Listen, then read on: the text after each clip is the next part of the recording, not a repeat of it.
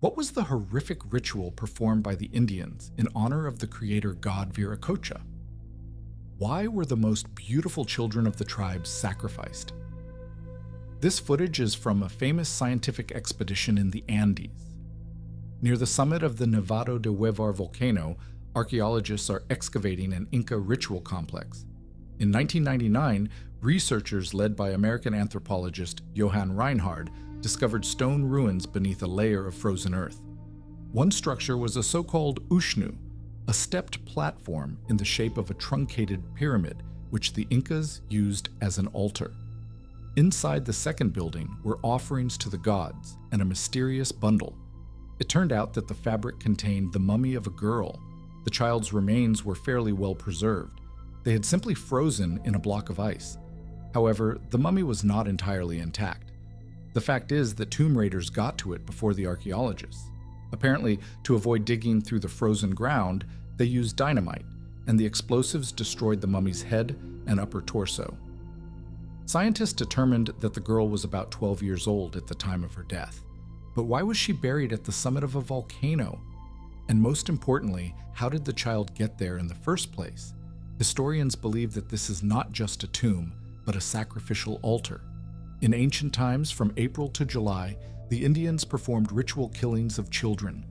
The ceremony in honor of the supreme god Viracocha was accompanied by feasts and songs of praise.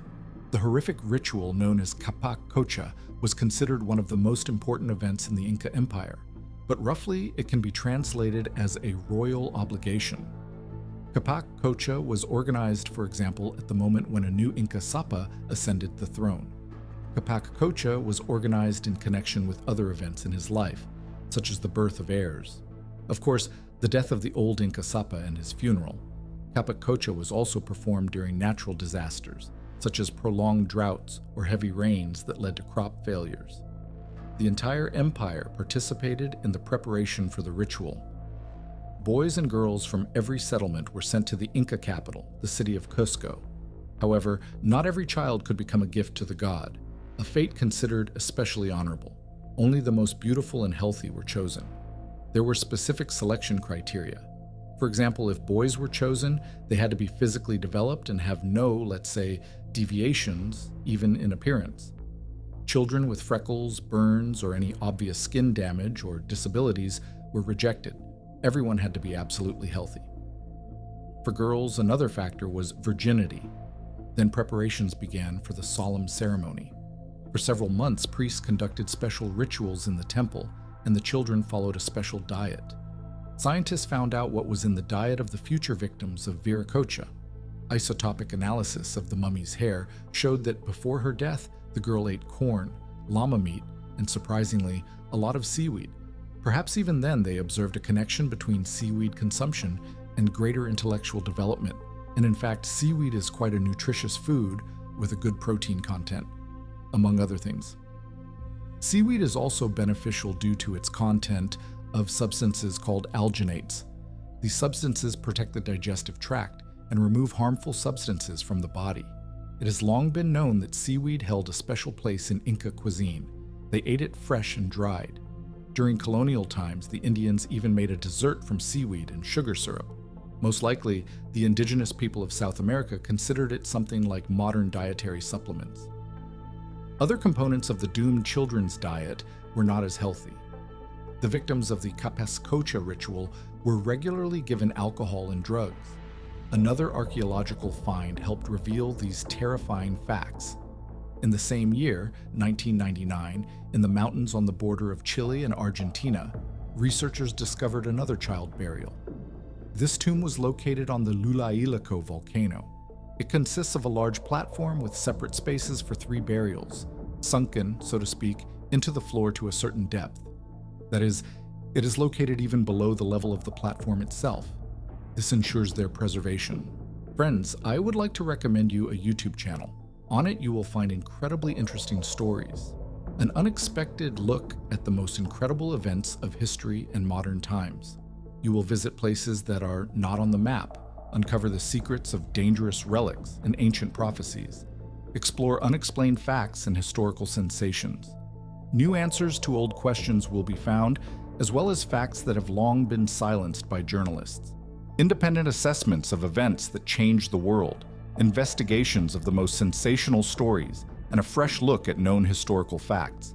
News from all areas of human knowledge and the secrets of the subconscious will also be revealed. All this and more incredible stories are waiting for you on this channel. The link will be in the description of this video. The mummies of 2 girls and a boy were wrapped in expensive fabrics. The bodies of the ritual victims were adorned with diadems made of precious metals, necklaces, bracelets, and bird feathers. Most interestingly, there were no signs of violent death on the mummies.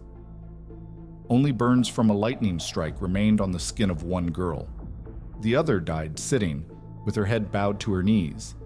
However, traces of intoxicating substances were found in the children's bodies.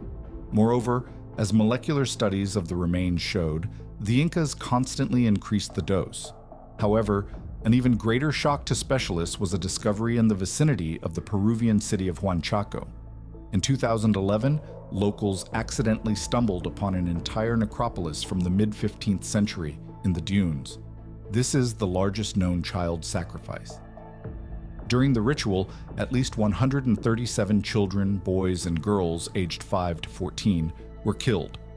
Also, during the ritual, 3 adults and about 200 alpacas or llamas were killed. A ritual knife was found nearby. Judging by the remains, the children were killed with a sharp blow to the chest, after which, apparently, their hearts were cut out. It is not excluded that the victims of this monstrous massacre were much more numerous. In addition to the bodies in the graves, archaeologists found many scattered children's bones in the sand. Similar cruel rituals were practiced by the Aztecs.